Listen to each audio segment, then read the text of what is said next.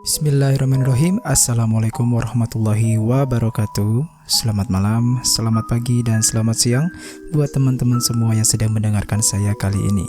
Saya Doni, selamat datang di Merinding.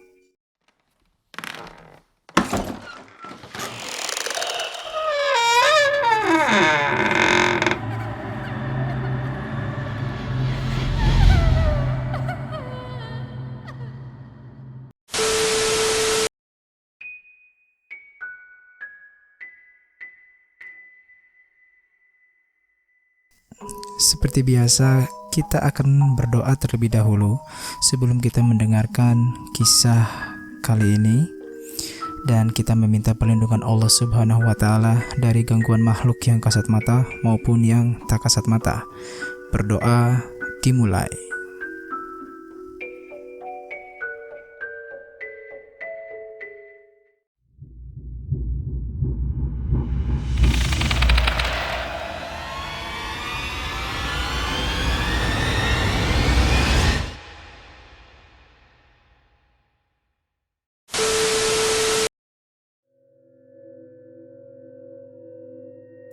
Bismillahirrahmanirrahim. Assalamualaikum warahmatullahi wabarakatuh. Oke teman-teman, ketemu lagi bersama saya Doni.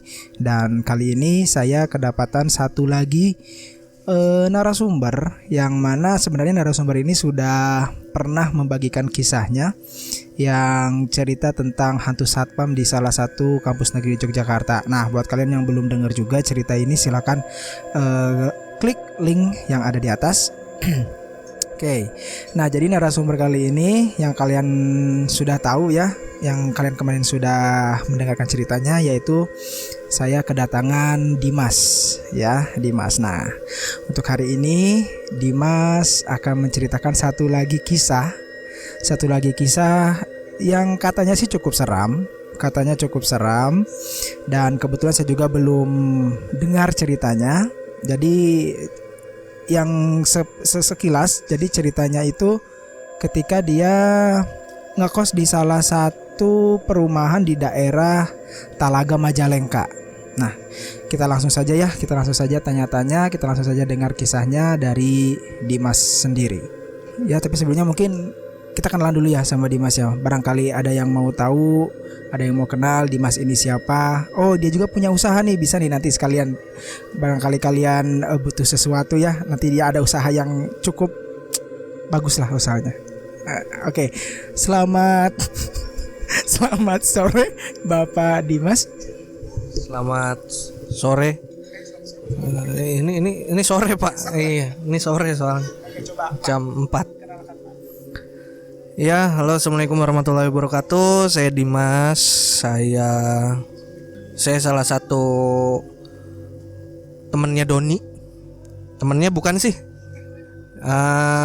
Saya pengen menceritakan kisah horor ya, berarti ya, kisah horor saya waktu di Talaga.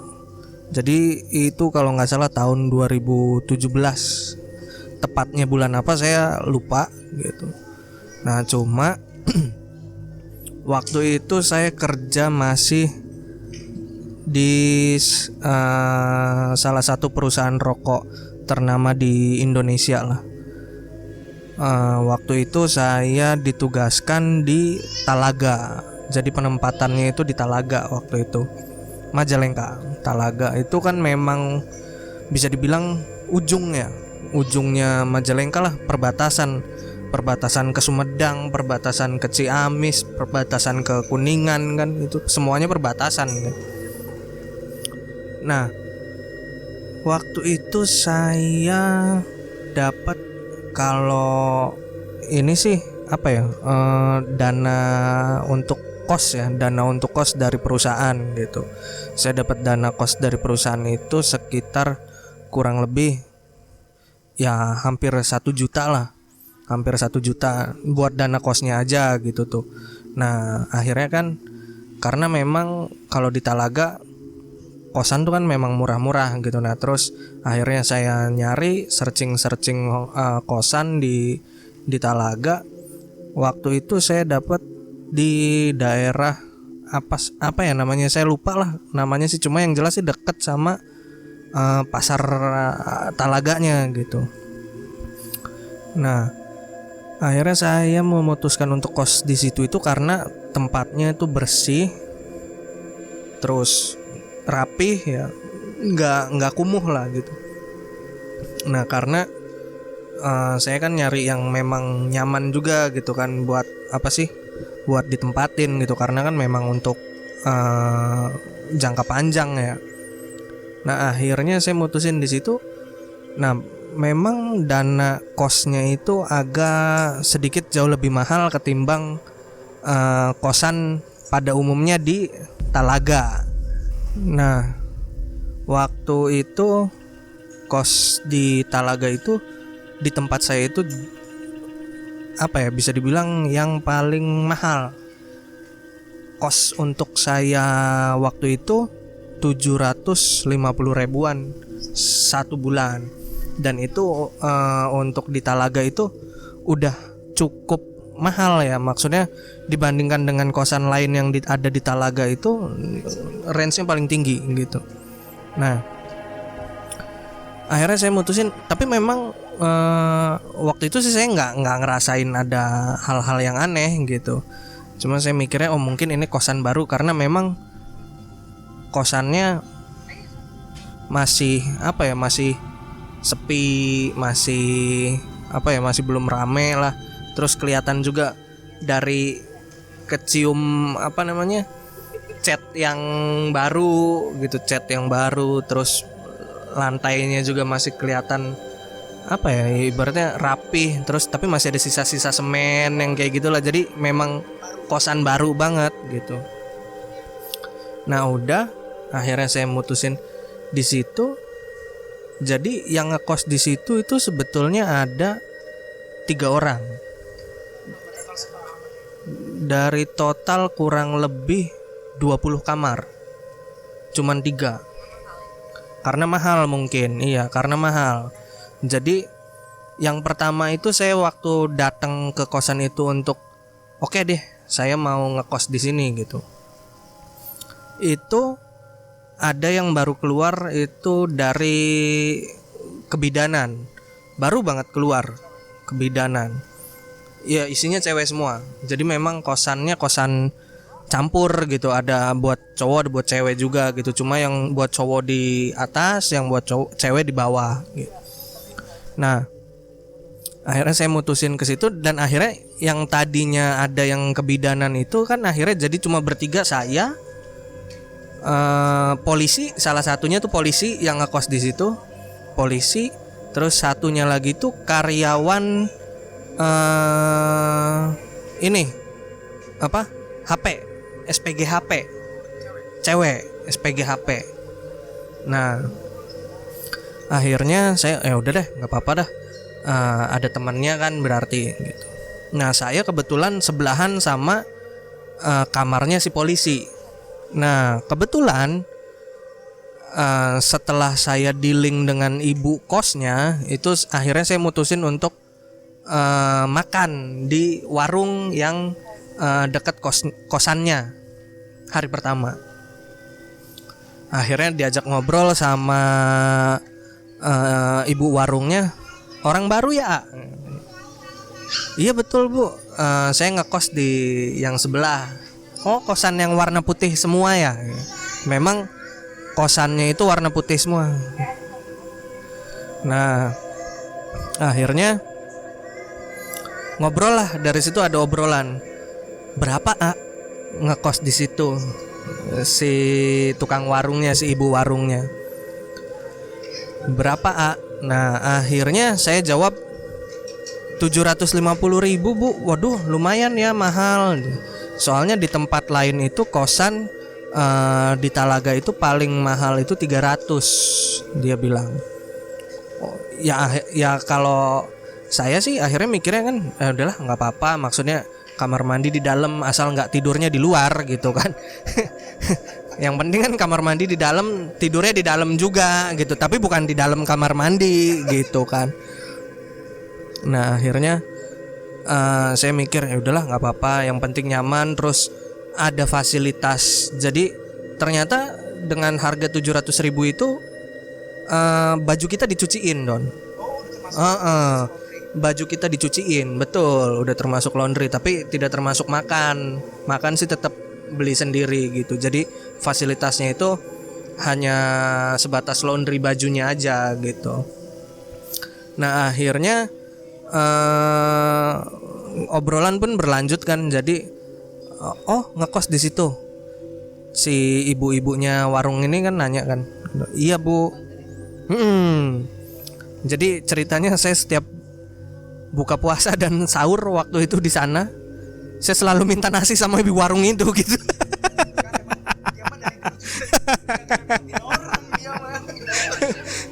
Iya, jadi kalau sahur saya suka datang ke rumahnya gitu kan. Bu, ada nasi nggak? Ada gitu. Jadi ibunya tuh baik banget, ibu warungnya tuh. Jadi memang dia karena anaknya jauh, anaknya cuma satu, anaknya jauh di luar kota. Setiap kali saya datang ke situ pasti selalu ditawarin makan gitu kan. Adi mas sudah makan belum nih, ada nasi katanya. Nah akhirnya jadi akrab lah. Nah ini itu akhirnya si ibu-ibu itu ngomong, tapi kelihatannya sepi ya kosannya. Iya bu, memang soalnya pada saat saya masuk itu isinya itu ada dari kebidanan yang memang hari ini saya masuk ternyata dia keluar dari kosan itu. Nah sisanya itu ada 2 orang di atas, yang satu polisi sebelah kamar saya, dan satunya lagi kamar paling ujung itu cewek perempuan tapi karyawan kayak inilah HP, karyawan yang jualin HP kayak gitu, SPG.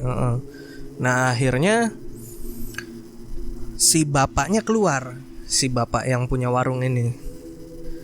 Nah dia ngomong kalau kenapa enggak di kosan lain aja mas?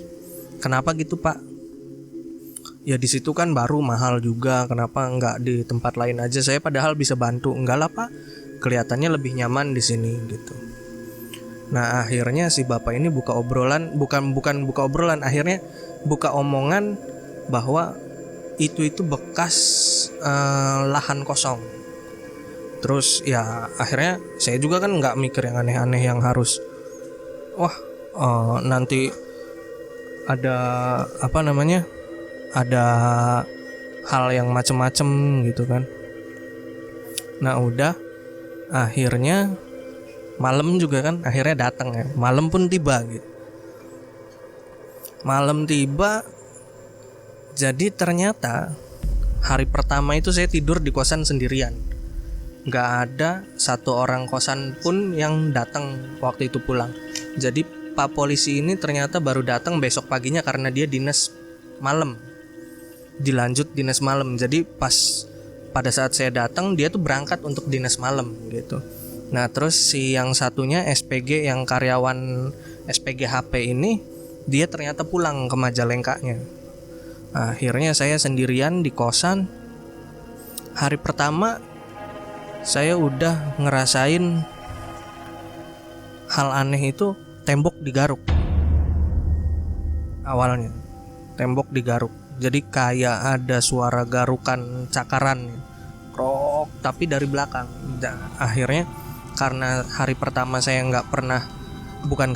jadi saya hari pertama tuh nggak ngejelajah si kosannya kan, karena terlalu capek. Saya cuma makan ke warung depan, balik ke kosan, mandi, istirahat gitu. Malam ceritanya saya mau cari kopi. Nah pas mau cari kopi itu baru ngedenger suara cakaran. Nah udah akhirnya saya nggak ambil pusing, udahlah biarin aja gitu kan.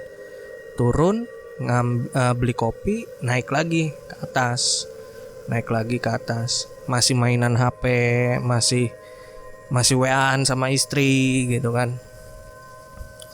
Nah akhirnya saya itu tertidur. Nah udah. Nah saya kebangun itu jam 1:30 pagi. itu ngedenger suara auman. Iya, kayak suara auman harimau gitu. Akhirnya saya kebangun sampai akhirnya nggak bisa tidur lagi tuh. Nggak bisa tidur lagi.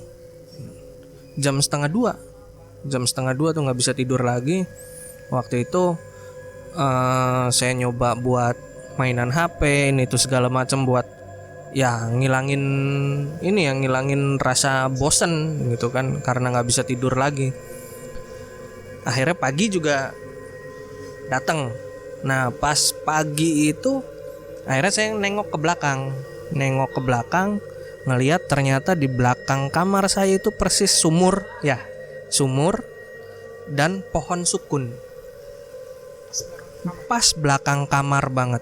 Jadi kamar saya itu waktu itu paling pojok, ada letter L, jadi paling pojok. Apa ya, kita bisa ngelihat ke belakangnya gitu karena ada balkonnya. Karena ada balkon di lantai 2. Saya ngekos di lantai 2, jadi ada balkonnya buat ke belakang. Nah jadi waktu pas siangnya itu saya ngecek ke belakang, itu ternyata pohon sukun dan sumur. Akhirnya ya agak sedikit ini sih ya, maksudnya nyesel kenapa harus milih di situ gitu kan kamarnya gitu. Cuma pengen di tempat yang lain pun udah males untuk beberesnya gitu, udah males untuk beberes pindah-pindahnya gitu. Akhirnya ya udah deh, nggak usah pindah gitu kan, ya udah di situ aja. Nah akhirnya malam kedua itu saya dari habis pulang kerja sampai dengan jam 8 atau jam 9 itu saya ada di warung. Ceritanya ngobrol lah sama bapak-bapak setempat gitu. Sama bapak-bapak setempat ngobrol, maksudnya ya perkenalan gitu kan. Maksudnya saya orang baru, saya bawa badan sendiri gitu kan ya.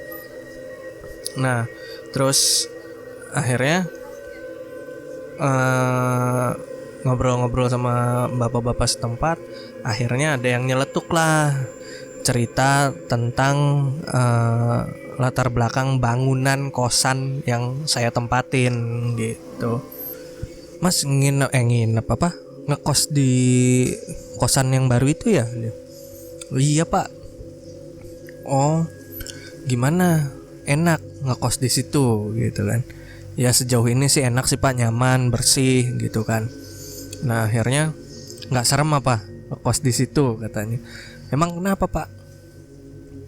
Kan bangunannya tuh bekas lahan kosong udah lama banget itu tuh, jadi kayak bekas rumah yang udah hampir roboh, akhirnya dirobohin dan dibangun kosan gitu.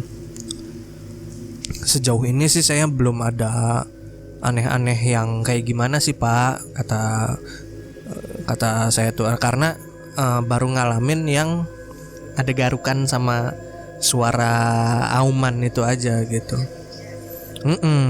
Nah akhirnya ya udah deh, lanjut aja ngekos, nggak jadi masalah gitu kan. Nah akhirnya udah hari kedua itu saya balik nih ke kosan sekitar jam 8 atau setengah 9 lah, atau jam 9-an, lupa gitu kan. Nah akhirnya pas balik ke kosan nggak bisa tidur lagi karena ya itu balik lagi bosan karena nggak ada TV, nggak hiburan gitu, karena waktu itu belum bawa laptop, jadi cuma bawa HP dan ya nggak bisa ngapa-ngapain gitu kan. Akhirnya ya udahlah, biarin aja gitu kan ya, ngerokok, ngopi kayak gitu doang. Nah udah dari situ mulai ada suara kayak ada orang naik turun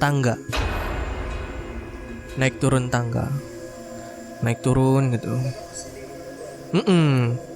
Nah akhirnya kita mikir kan, oh ada suara orang nih, berarti apa ya, mungkin ada si Pak Polisi yang sebelah kamar atau si Mbak SPG itu datang gitu kan. Nah akhirnya mikir ke situ, akhirnya oh ya udah berarti enak nih ada temennya gitu kan ya. Akhirnya pindahlah kita yang tadinya itu ngopinya di dalam kamar, pindah ke depan kamar di luar, karena ngerasa ada temennya, ada orang gitu kan ya. Nah terus akhirnya ngopi diam aja di depan kamar. Sempet ngedenger kayak ada yang berdehem gitu kan ya, maksudnya gitu. Oh ya berarti bener dong ada orang kan gitu kan. Lama kok jadi hening lagi, nggak ada orang lagi, kayak nggak ada orang lagi gitu. Akhirnya bosan mikirnya kan, oh ya mungkin tidur kali gitu kan ya. Akhirnya akhirnya saya juga masuk gitu, nanti aja lah besok gitu, barangkali pengen kan sayanya juga belum memperkenalkan diri waktu itu karena. Nah udah besokannya juga nggak ketemu lagi. Ya memang karena sebetulnya nggak ada orang gitu tadi malam tuh gitu. Nah udah akhirnya di malam ketiga itu ada yang ini ngegaruk lagi tapi di samping. Awalnya di belakang dekat WC. Akhirnya di samping dekat meja biasa saya nulis laporan penjualan yang kayak gitulah. Kedengeran banget itu krok, suara garukannya gitu. Akhirnya itu masih sore Don, masih sekitar jam 7:30, masih sore banget. Akhirnya saya mutusin, waduh harus dikopiin nih gitu. Kan biar nggak takut gitu kan, beli kopi deh. Turun ke bawah itu saya ngerasa kayak ada yang ngikutin sampai akhirnya udah beli kopi, balik lagi ke kosan, saya ngerjain laporan lagi, sudah selesai, baru saya ngedenger kayak desisan ular, kayak gitu. Nah udah, jadi selama di 3 hari itu saya nggak pernah ketemu penampakan yang gimana gitu. Nah baru setelah 3 harinya itu kan hari keempat berarti itu malam ketiga dilewatin begitu aja. Akhirnya hari keempat itu akhirnya saya ketemu sama Pak Polisi sama si Mbak SPG itu. Nah kemarin pulang ya Pak ke kosan. Saya baru pulang hari ini kan. Lah ya berarti kemarin yang pas saya hari kedua ada di sini siapa yang pulang? Berarti memang itu nggak ada yang datang ternyata. Nah akhirnya si Pak Polisi akhirnya cerita bahwa ya udah biasa Mas kayak gitu sih di sini begini. Karena ya udah deh. Akhirnya kan ada teman ngobrol tuh, malam keempat sih ada teman ngobrol. Nah akhirnya setelah itu si Pak Polisinya itu ternyata ada kalau ini mah ada pelatihan gitu ya. Ada pelatihan jadi dia harus ke Bandung. Nah udah saya masih sama si mbak-mbak ini kan berdua. Si mbak-mbaknya juga kadang suka keluar sama cowoknya gitu kan, nggak jarang ada di kosan gitu.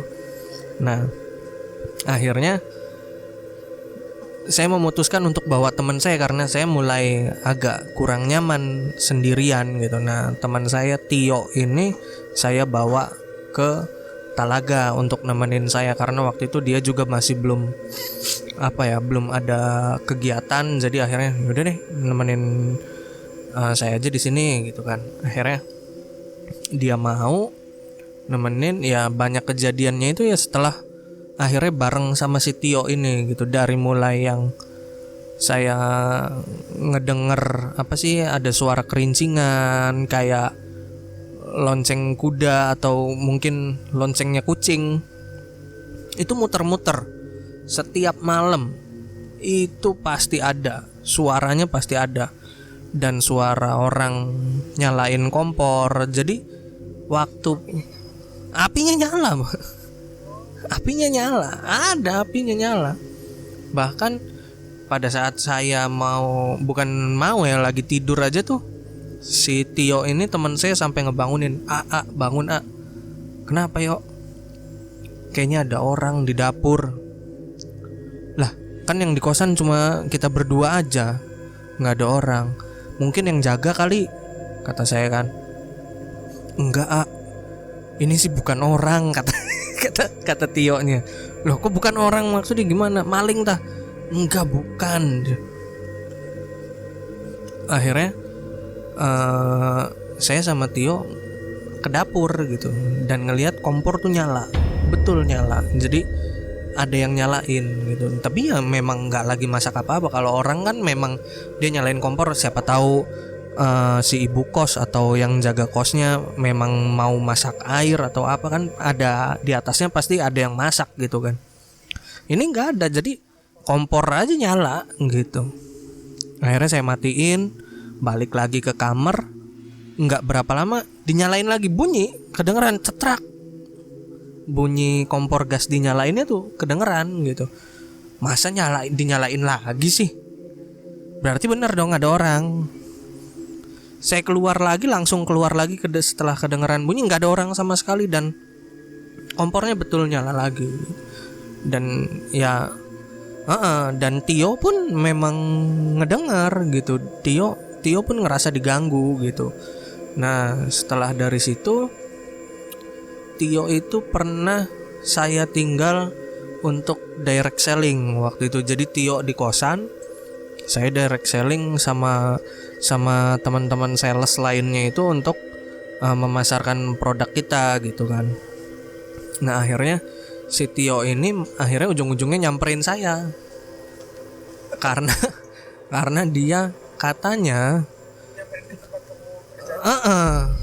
malam, karena direct sellingnya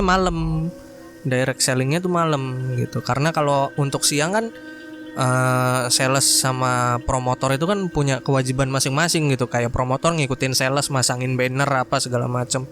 Nah malamnya ketika itunya ya baru direct selling gitu. Nah akhirnya pas direct selling itu si Tio itu nyamperin saya nih. Lah yuk kenapa? Enggak ngasih kabar, tiba-tiba datang ke, tahu kan emang di alun-alun direct sellingnya, emang di alun-alun gitu. Jadi deket, antara alun-alun sama kosan tuh deket gitu. Dia nyamperin naik motor kan. Lah ngapain di sini? Yuk mending di sinilah. Kenapa sih? Di kosan aneh. Jadi dia itu ini ngeliat ada bayangan hitam pada saat dia pengen naik ke kamar. Dia ngeliat ada bayangan hitam, nggak jadi. Akhirnya memutusin buat nyamperin saya. Hari-hari berikutnya ya dengan adanya ya suara kayak gitu, akhirnya jadi kitanya juga udah ya udahlah gitu tuh, udah biasa gitu tuh, kayak suara orang jalan, terus orang naik turun tangga. Oh iya, jadi ceritanya ini bertiga kalau nggak salah. Pak Mamat itu supervisor sales. Itu ceritanya lagi nginep di saya. Mas nginep mas, nggak bisa pulang ke Majalengka. Oh ya udah nggak apa-apa pak.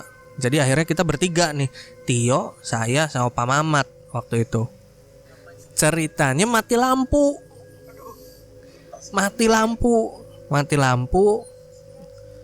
Udah mah hujan, mati lampu.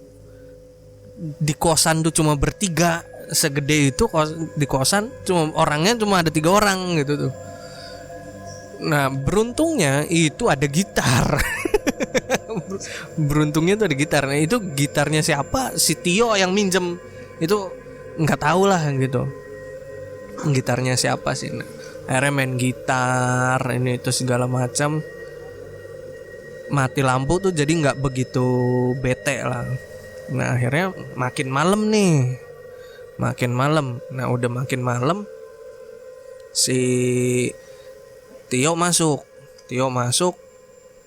Terus saya juga masuk. Pak Mamat ceritanya masih WA-an di luar gitu. WA-an di luar.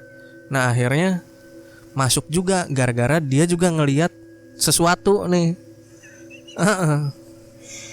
Kan kitanya lagi ada di dalam nih berdua, tiba-tiba masuk. Masuk sih Pak. Iya, nggak apa-apa. Terus akhirnya ditutup lah pintunya sama Pak Mamat nih. Kita bertiga nih masuk di dalam kamar semua gitu. Laptop nggak bisa nyala ya kata si Pak Mamat. Bisa sih Pak, cuma baterainya takutnya habis. Yaudah deh, nyalain aja. Kita nonton film kayak apa kayak. Nah, kebetulan memang saya waktu itu karena udah prepare, saya bawa film, bawa kaset gitu, bawa beberapa film. Saya setel di tempat. Akhirnya kedengeran lah bunyi apa sih? Gagang pintu di tarik-tarik gitu untuk dibuka-buka. Kayak ada yang maksa buka gitu. Krak. Iya. Bukan pintu kamar ini orang lain. Jadi ada beberapa kamar gitu. Berapa kamar ya dari kamar saya tuh kan letter L kan. Nah, jadi kamar yang pengen ke tangga, menuju tangga. Kayak ada yang maksa buka dari dalam gitu. Bukan dari luar, dari dalam. Nah, akhirnya kan kita siapa ya gitu kan. Akhirnya kita intip dari dari jendela, dari hordeng. Kita ngelihat betul itu si Gagang itu gerak. Jadi kita semua ya yang ada di dalam situ akhirnya siapa ya, emang ada orang di situ? Nggak ada. Dari awal saya ngekos itu nggak ada orang yang ngekos di situ gitu. Nah, akhirnya yaudah deh tidur ya, akhirnya tidur. Jadi beberapa hari terus menerus di situ itu ya memang akhirnya kita mulai kebiasaan dengan interaksinya mereka gitu. Jadi kayak yang pengen ya udahlah, itu sih udah biasa kayak gitu. Nah, cuma memang saya pernah ada sesekali gitu ada penampakan jadi kosannya itu kan bentuknya letter L ya. Sampingnya itu rumah kosong, depan itu kebun pohon pisang, belakang itu sumur sama pohon sukun. Nah, kalau sampingnya itu mah udah rumah warga gitu. Nah, akhirnya saya pernah sewaktu-waktu itu pernah ngelihat ke depan itu, ternyata saya ngelihat penampakan ada sosok putih, cuma saya nggak bisa mastiin itu apakah kuntilanak atau pocong, saya juga nggak tahu gitu. Jadi saya cuma ngelihat sekilas kok ada sosok putih gitu di situ, sampai saya akhirnya mastiin buat ngedeketin, saya senter, iya bener gitu, bener ada. Jelas, cuma jelasnya itu masih samar gitu, bahwa kayak apa ya, nggak bentuk solid gitu. Jadi kayak bentuk putih aja, nggak kelihatan rambut, nggak kelihatan kayak misalkan kalau pocong kan atasnya diikat gitu, itu nggak kelihatan. Jadi cuma pas saya center, oh iya benar ada gitu. Ya udah, saya akhirnya balik lagi, ya udahlah, kamu punya alam sendiri, saya punya alam sendiri, ya udah gitu aja gitu. Selama kamu nggak ngapa-ngapain saya, ya saya juga nggak akan ngapa-ngapain kamu gitu kan, gitu aja lah. Kalau ngomongin apa ya, ibaratnya ngebayangin horor banget sih nggak bisa dirasain yang kalau saya cerita kayak gimana gitu ya. Jadi mungkin kalau pengen ngerasain, kalian pengen ngekos dulu di sana ya baru boleh gitu. Iya, nah, dan pada akhirnya karena saya akhirnya mulai ngerasa, sayanya mulai ngerasa terganggu, Tio juga udah nggak bisa nemenin. Akhirnya saya pindah kosan gitu, pindah ke kosan. Nah, pindah ke kosan yang kedua itu sebetulnya jauh lebih gak enak. Tapi, nah di kosan kedua itu saya punya cerita yang lebih ekstrim sebetulnya. Jadi di kosan yang kedua itu saya pulang sekitar jam 11 atau jam 12, masih di Talaga, tapi pindah kosan gitu. Nah di kosan yang kedua ini, pada saat saya masukin motor ke garasi itu motor saya didorong. Motor tuh didorong. Saya lagi masukin motor saya didorong dari belakang. Tapi hanya itu gitu, sisanya nggak ada. Di kosan kedua tuh nggak ada yang aneh gitu. Tapi memang selebihnya nggak ada gitu. Jadi cuma itu doang di kosan yang kedua tuh, cuma itu doang. Jadi pulang malam jam 11 atau jam setengah 12 lah. Kan orang rumahnya udah pada tidur. Nah saya dibawain kunci sama si bapak kosnya, karena saya bilang, Pak, karena saya sales, saya kadang suka direct selling malam. Jadi kalau pulang pun mungkin saya bisa di atas jam 10, bisa itu jam 11 ataupun jam 12 gitu. Oh yaudah nggak apa-apa Mas Dimas, dibawa aja kunci gemboknya sama kunci garasinya waktu itu. Nah akhirnya pas selesai direct selling, saya pulang ke kosan itu ya lupa lah, antara jam 11 atau jam 12. Saya masukin motor saya didorong sampai jatuh gitu. Sampai jatuh dan motor saya jatuh, sayanya jatuh. Akhirnya saya angkat lagi, saya beberes, saya kunci gembok ini itu segala macam, ya saya masuk kamar. Udah nggak selebihnya sih nggak ada gitu. Jadi ya kurang paham sih ya kalau itu sih. Jadi ya kalau ngomongin itu mengganggu, ya mengganggu jelas. Itu sudah mengganggu, menampakkan diri aja juga kan sebetulnya sudah mengganggu. Nah, apalagi nih Don? Paling kosan yang di kosan Talaga itu doang. Oke, kalau misalkan cerita lain nanti lagi deh. Kita fokus ke cerita ini dulu. Oke, jadi itu cuma sampai situ doang berarti ya. Nah, oke. Nah, sebelum kita tutup nih Mas, saya mau tanya, kan kalian bertiga tuh di situ, ya kan? Enggak, maksudnya awal-awal sebelum ada Tio, ya kan? Sebelum ada Tio kan, kalian bertiga kan? Nah, terus si bapak polisi sama si mbak-mbak SPG ini gangguannya sama atau gimana? Maksudnya kan kalian pernah ngobrol nggak, berunding nggak? Jadi gangguannya sama, yang kayak ada yang garuk tembok, terus kayak denger suara auman macan, denger desisan kayak ular, terus suara orang jalan, suara orang nyalain kompor, bahkan bukan suara lagi, memang kompornya dinyalain gitu kan.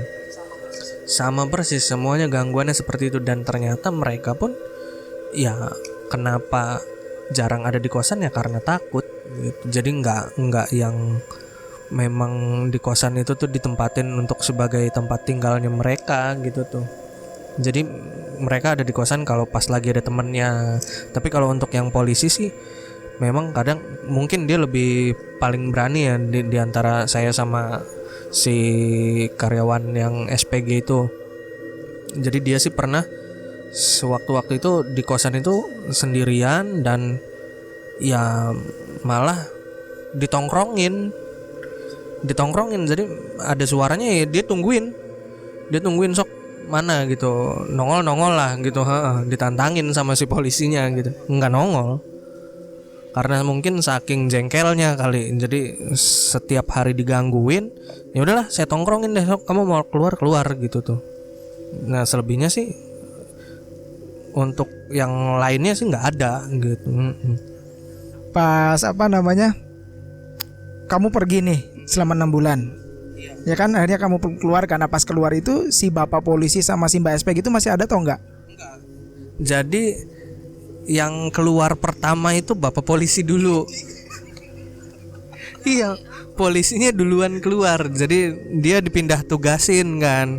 Dia dipindah tugasin, keluar duluan. Jadi sisa tinggal saya sama si Mbak SPG-nya berdua.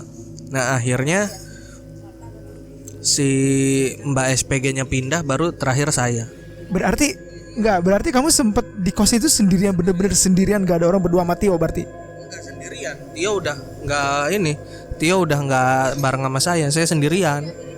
Oh iya, berarti kamu tinggal sendiri. Karena kamu itu sendirilah, akhirnya kamu ya anjir. Berarti sebulan sendiri akhirnya, wah udah nyerah gua, give up, gua harus pindah nih, gitu. Oh oke. Wow, lumayan ya. Ya itu teman-teman kisah Dimas. Kayaknya sebenarnya masih banyak cerita yang Dimas alami. Ya seperti tadi saya bilang kan. Iya, kayak tuh istrinya aja bilang dia kayaknya temannya setan katanya, makanya banyak cerita mistisnya. Tapi tahan dulu ya, nanti kita obrol-ngobrol lagi sama Dimas ya. Kita ngobrol lagi sama Dimas mengenai misteri-misteri yang lainnya. Oke, sebelumnya saya ucapin makasih Dimas buat sharingnya. Oke, dan untuk merinding hari ini itu ceritanya. Semoga semuanya bisa terhibur dengan cerita Dimas hari ini. Dan ya sekali lagi bisa ngambil hikmah lah dari semua kejadian yang diceritakan di sini. Ya. Oke, terima kasih sudah mendengarkan. Saya tutup billahi taufiq wal hidayah. Wassalamualaikum warahmatullahi wabarakatuh. Akhir kata, salam merinding.